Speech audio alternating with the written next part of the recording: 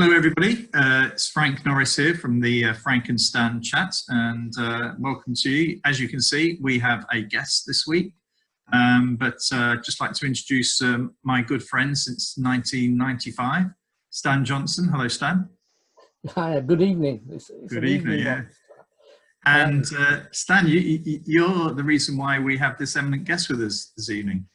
Well, I introduced Andy, someone who once said I was a friend of his, even though we'd only ever met on probably half a dozen occasions. But I was so proud. I've told everybody since that Andy's my friend, which was a big bluff when I said to Frank, "Oh, I'll ask Andy if he'll come on."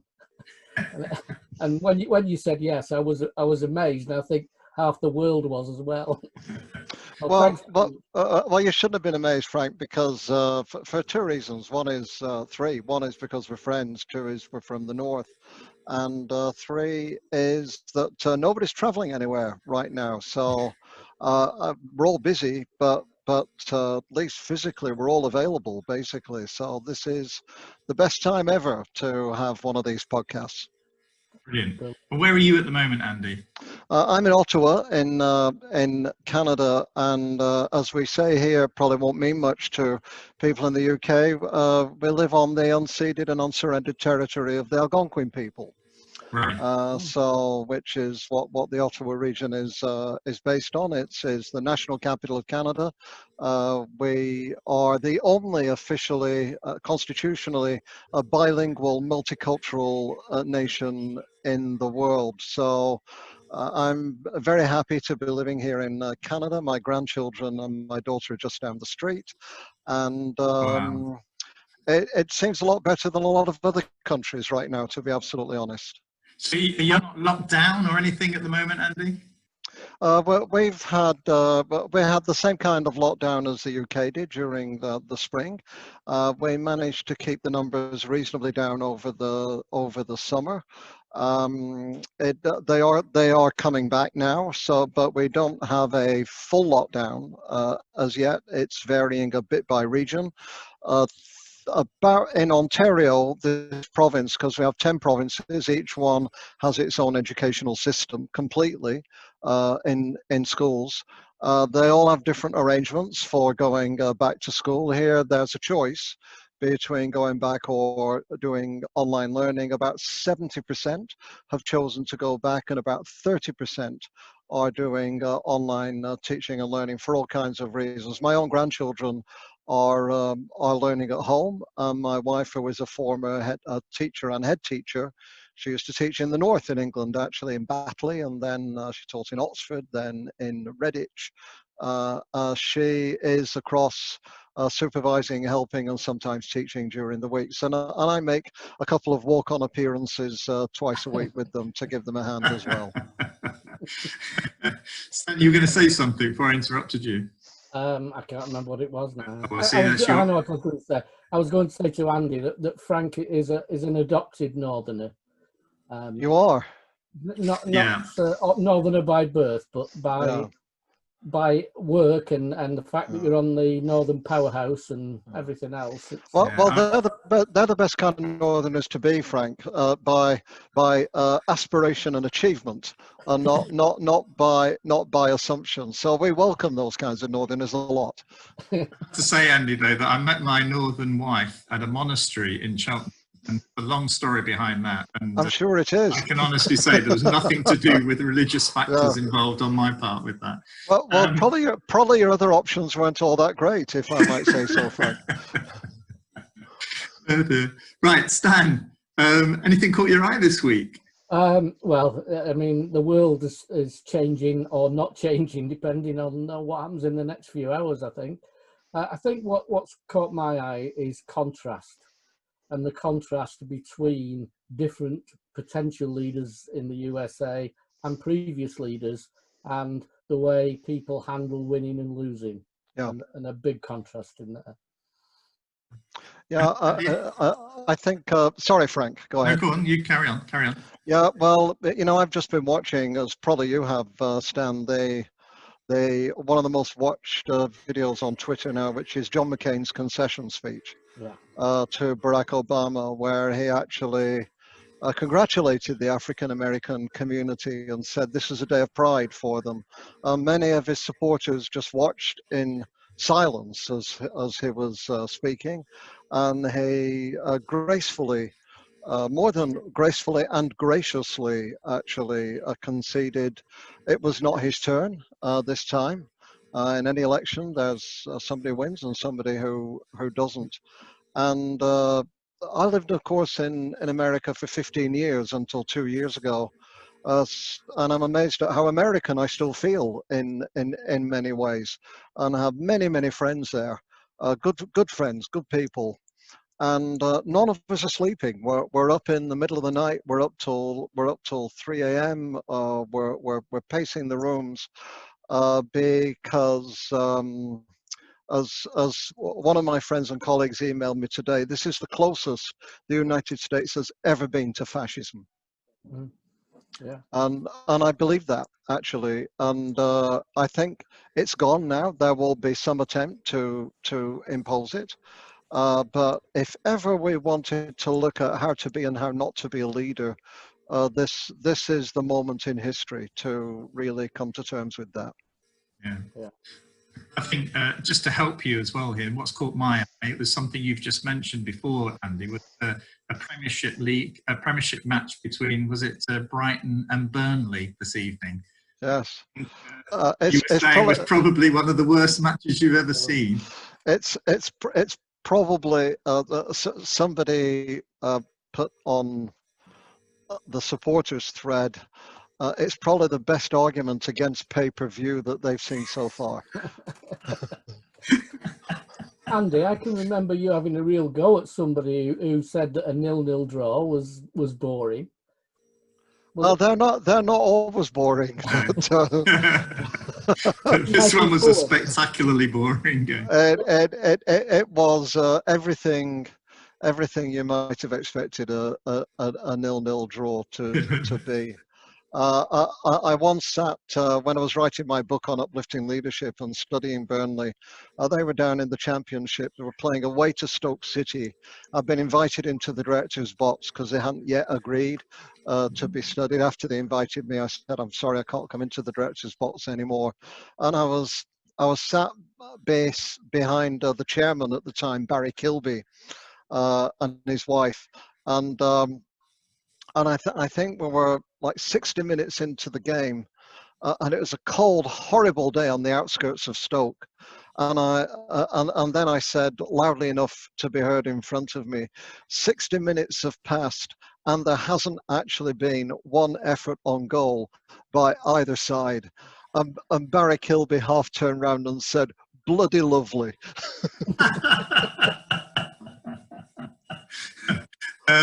Right, well, one of the things that the reason why I think it's great timing to have Andy with us is that he has a book out, and it's called Moving. I finished it last week.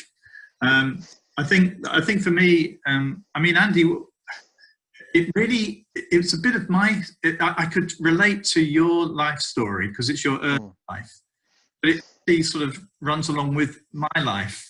There was sort of comparisons. How's that?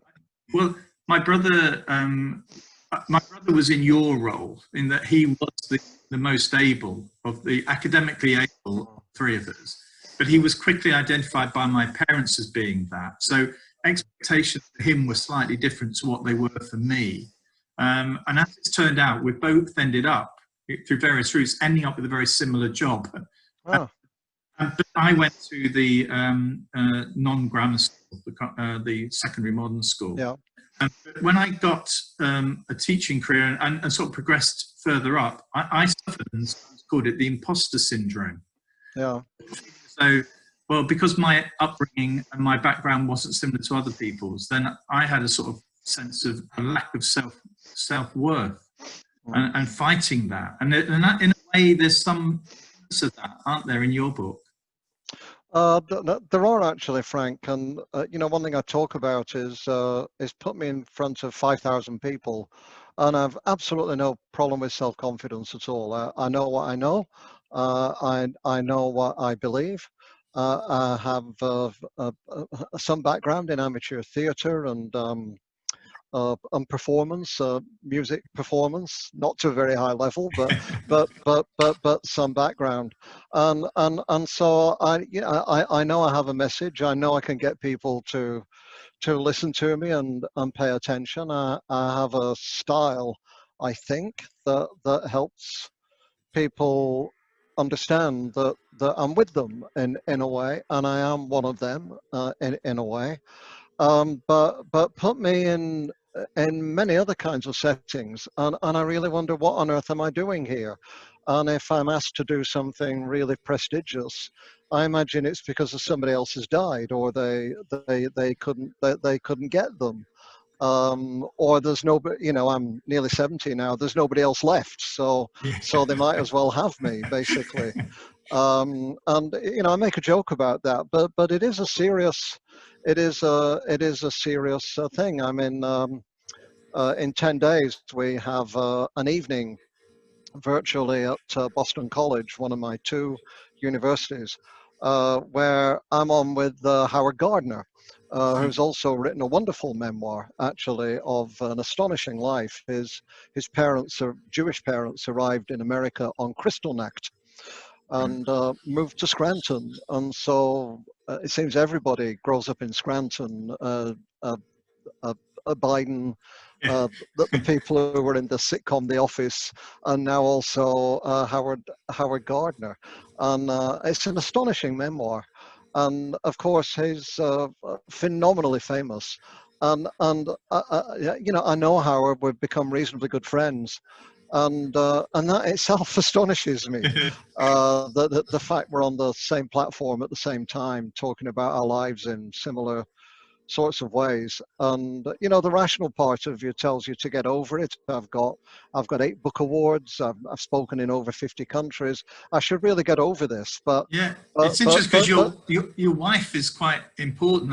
The book refers to a few occasions where your wife has put you straight in terms of, you know, how you ought to behave and how the way you should word things. And there are a couple of occasions where she's sort of saved the day to a certain extent. My wife has, several people do this for me, actually, Frank. I think I think my strength in life is I take people right to the edge of the cliff. I take people who never would dare to look down, to get to the edge and look down. I think I do that professionally. I think I do that personally. I have friends walking with me on the Appalachian Trail, and I said to one of them, you know, recently, you know, I do like a bit of danger. He said, no, that's not true. You like a lot of danger. You went up 3,000 feet yesterday, past a sign that said, do not go up here in bad weather, when it was absolutely lashing with rain. And what people like my wife do, and some of my best colleagues, in which I'd include Michael Fullen, actually, Yeah. is but I have had others, is I take them further than they go by themselves, and they pull me back and stop me falling over. And I think that's what good partnerships, mutually, are about. Yeah, Andy, I think the other thing that gives you the credibility, more than talking over all these countries, is how grounded you are when you talk to somebody, a teacher, a head teacher, who can have a conversation with you at their level. And I remember, and you probably don't remember this, I think it was on a second or third occasion, I was driving you to the North of England conference, and I was telling you about a niece who was writing her dissertation and couldn't come up with a conclusion to really nail it. And as we got out of the car, you passed me a piece of paper that you'd written in the back of the car that was a conclusion for her essay, and said, put that in, and put in the appendix, personal piece, Andy Hargreaves. Did she? That was just an amazing thing to do. And I know it went down so well that I think it's still in a frame somewhere. Is that right? I want to know what grade she got for that. Yeah. Did she pass? I mean, that's the question. Yes. She's been teaching now for a number of years. Right. Yeah. That's I completely felt that, you know, this is true life, isn't it? Which is the small things we do in leadership we often forget. but they can have a big impact for people who are on the other end of them. Which is a reminder always to do, always, however small it seems, always to do the right thing and be the right way for people. We don't always succeed at that, but it's the way I grew up. You're all from the north by birth or Yeah. by aspiration, and it's the way we grew up, which is, I know, Kipling talked about walking with kings and having the common touch, and in a way that was acquired in Kipling. But the way we grew up was work hard, do your best. But the best is all you can do. Don't get too big-headed. Don't get.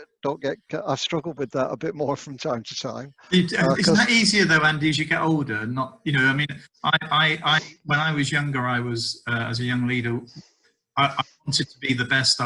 In effect, I didn't mind who I hurt to get there. I reflect on this now. I'm a completely different person, but I think I sort of found myself later on, sometimes because of the failures and the way, been able to reflect on it. I think, I did have a bit, and I talk about this in the book, I did have a bit of the angry young man about me, and which went along for quite a long time, actually. I'd say into my, I grew up from being an angry young man to being an angry middle-aged man, and I think the people mainly I hurt were not my peers or the people I supervised. There were the people I was fighting, really. There were because we're brought up to, to not tolerate any nonsense, to not be pushed around, to not be held back. And that was my way of being for quite some time. And particularly with men, actually, because most of my bosses, probably like yours of my generation, were men. There were very few women who were our bosses. I had serious differences with them from time to time, and I do say in the book, a lot of the time they deserved it. They represented a style of male leadership then, but that was manipulative, controlling, self-serving. But sometimes I kind of took it too far. Sometimes, often, I failed to see what they had and what they were trying to do rather than what they didn't have and what they were trying to stop me doing. And later in life, as they got older and I kind of got into middle age, I was able to repair, maybe a strong word, but to go around to people who have made a difference in my life or who are clearly reaching the end of the years. And even if I still thought I was in the wrong, I was in the right and they were in the wrong. I went up and sort of made peace with them in various ways, and that was good for them, and it was probably not bad for me either. I found in leadership roles, the people I upset, if anybody, were the ones who were aspiring maybe to be leadership, because I tended to talk with and listen to the people at the very bottom of the organisation, because they know what's going on. They know how things are really working. And I know I upset people who were probably one or two tiers below me because I appeared to be bypassing them. But I maintain that the best kind of leadership is listening to those people who are at the work front.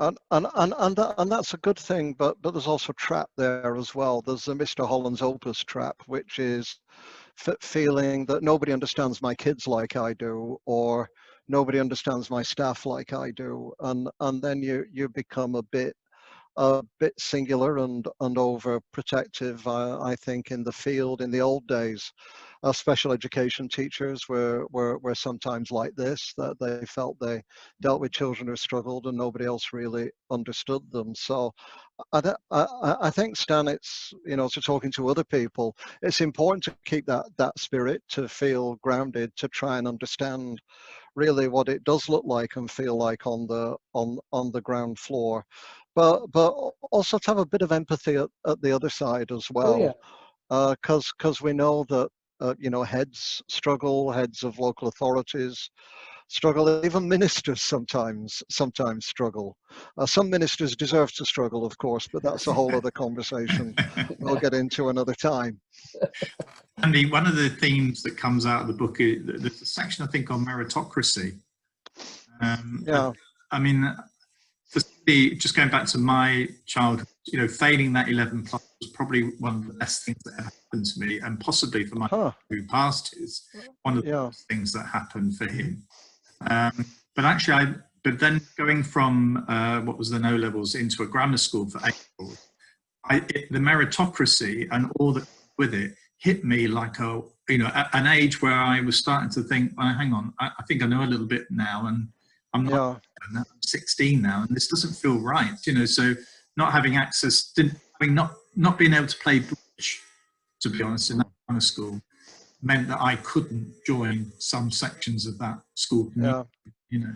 That sounds very familiar actually. Of course, the first set of people we need to worry about are the people who don't make that step up, often through no fault of their own. And of course, in the book I describe both my brothers who both ended up in middle-class jobs eventually, but it took them decades to get back what their education had taken from them, and inside they still felt a shame and resentment about being cut adrift at age 11, so I think, to be honest, they're the first set of people we need to worry about, and that's what most of the social mobility literature does. People like the Elliot Major and the Social Mobility Trust, and I think it's important that they do. But then there's this other side, which is once you're mobile, you then start to struggle with holding two worlds together. And I received a lovely letter actually from the next but last head teacher of the primary school that I went to, Spring Hill Primary School, became Spring Hill Community School in Accrington. Stephanie Grimshaw, she's called. Remarkable head teacher who took the school from being on the edge of special measures to just half a lick from outstanding, with the same kind of kids. And she described the story to me. She said there are many stories like this, but she described an Asian girl from a Pakistani family, who for her represented everything that I'd been through, but in a different kind of way. How could she was awkward. She wouldn't sit down when the teacher told her to sit down. Then she came into Stephanie's class, so Stephanie said, all right, if you want to stand up, stand up. And then pretty soon she was sitting down, and then she recognized what she had. She had a lot of energy. She had an interest in netball, so she cultivated that. But then her family said, well, look, she can't come to netball because she got to go to mosque. So they changed the time of everybody's practice, so that she could go to practice as well. You know, the school changed for her rather than expecting her to change for the school. And she describes continuing adjustments like this. Now she's maintained both her faith and an outstanding professional career at the same time. And I think what we experienced, Frank, when we grew up was, or what we didn't experience, was what we now call culturally responsive teaching. And so we've got quite good, I think, in the last 10 years about responding to diversity of language, to diversity of race, to LGBTQ diversity. Certainly in this country we have, and to some extent in the UK too. And I think we've forgotten what culturally responsive teaching looks like for social class. And when I say social class, I don't mean actually only white working class. So the working class is very diverse now, much more so than when we grew up. We need to talk we need to forget to talk about the white working class. We need to just talk about unite the working class, and give working class people a sense of pride in who they are, where they come from, the assets they have, the way they are with each other, support each other, support their communities, and build things. You know, I wish my school had recognized the fact that when I was late for months on end, because I had to look after my mum, because my dad had died and she was depressed, and we went on social security and she couldn't get out of bed, she wouldn't eat, so I had to look after the house. I had to get her out the house to go up and see her friends in the evening without people seeing me, because you know, I know all about the Oedipus complex. And you know, so I'm not stupid, you know, so I had to you know, I had to get her to eat, because I realized she was starving herself to death. I had to do all that, and not only did my school ignore it, but really what they didn't do, and what they should do now, is when you can't be in the team, or you want to, or the OBS, or go on foreign holidays or skiing holidays or whatever it might be that your school does, is to recognize all that as a kind of leadership. It is a very, and I think there's lots of elite middle class kids who've never exercised that kind of leadership in the family or community. So not just only to accept it or make allowances for it, but actually to honor it and elevate it in a way. Yeah. I think, you know, aspiration is one thing that I think we need within the culture, especially within working class culture. And I go back many years now to when I was a deputy, and I had one of the brightest girl mathematicians I'd ever taught. She was stunningly good, natural, could guess the answers by seeing patterns in the figures. And I saw her probably when she was about 15, 16, and I asked her where she was up to, what her ambitions were, and she was going to be a nanny. And she was going to be a nanny in the United States if she could. And that was the top level of her ambition, her aspiration, because nobody around her expected that she could do the kind of things. There were other kids in the same class who went on to Manchester Grammar, etc., but she was outstanding compared to them. Do you know what happened to her? She was a nanny. Oh, right. In Salford. The other one was a footballer, probably the best footballer I've ever had to deal with naturally. He was just so far, and some of these, I mean, I taught football with Ryan Giggs and people like that. He was that kind of class. Yeah. But when he got to 15, it was, right, the under 15s meet at this place. All the dads dropped them off. Right. Dad was a brickie. Dad wasn't going to drop him off. Yeah. He couldn't make the team. And he finished playing, well, his potential professional career finished at 15. It's different now, but it is. Yeah.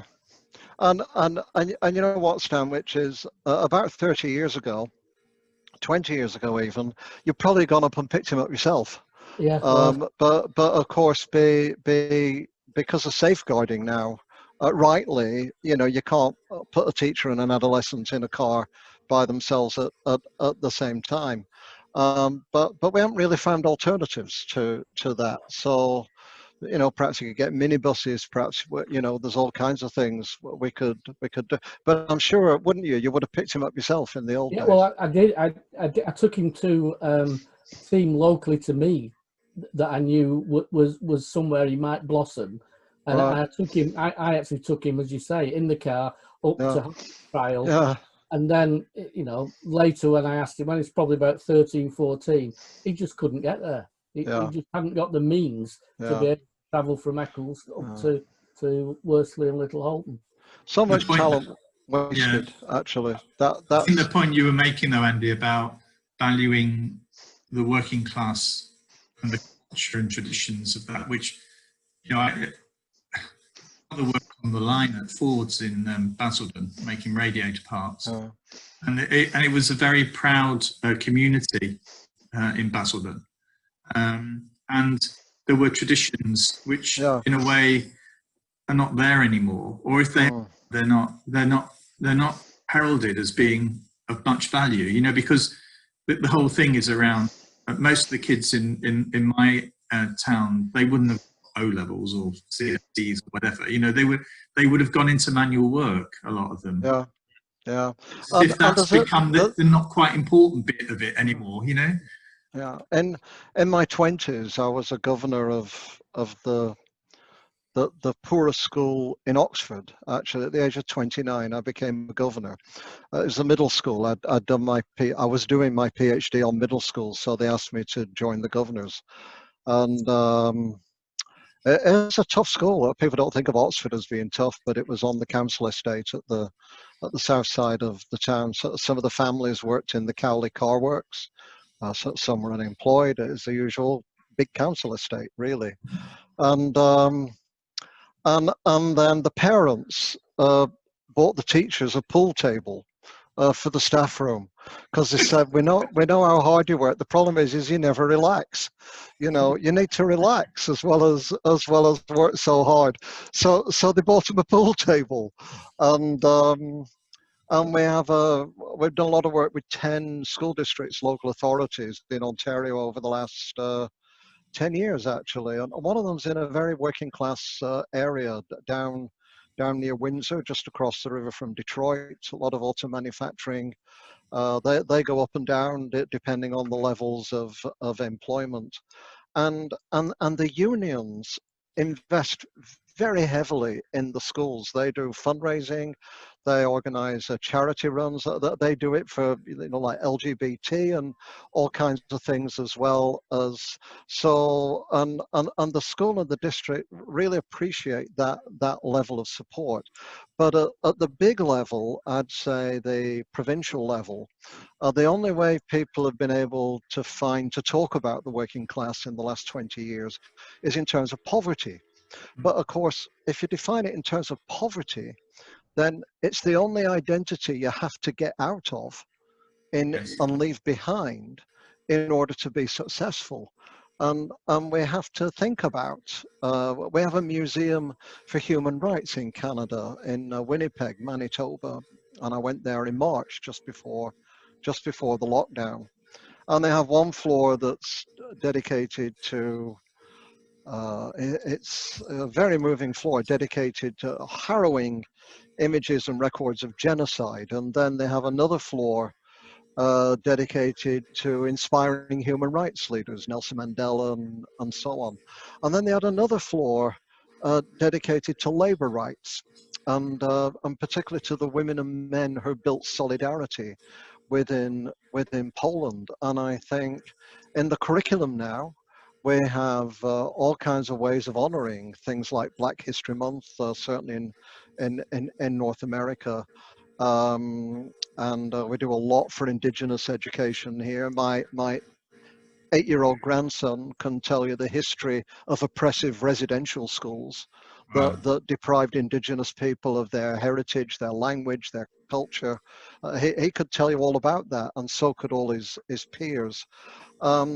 But there's no way of talking about working class identity as part of the history of trades unions. So we're good enough to say we should teach financial literacy, but we're not good enough to say we should teach about gross inequalities of wealth. And we need to pay attention to both business and labor at the same time. I would, because we're getting to an end here, just want to say, Stan, that coming to Manchester and being sort of heading up the co-ops academies program, you know, with Toad Lane and the Rochdale Pioneers and the People's History Museum in Manchester, a lot of the words you've used there during this interview have been based around cooperative values and principles. You know, words like, you know, solidarity and equity. Fantastic. It really rings true to where I feel education needs to be. Go on. Need to watch the time, Frank. We've left. Yeah, I'm gonna bring it to an end. So, Andy, I just want to thank you very much for joining us today. And if you haven't read Andy's new book, Moving, I really would urge you to do so. It's a great read, and I just want to thank you very much, Andy, for all you've done and for offering your time today for Frank and Stan Chat. So, thank you very much, and we'll see you all next week. Yeah, thanks again, Andy.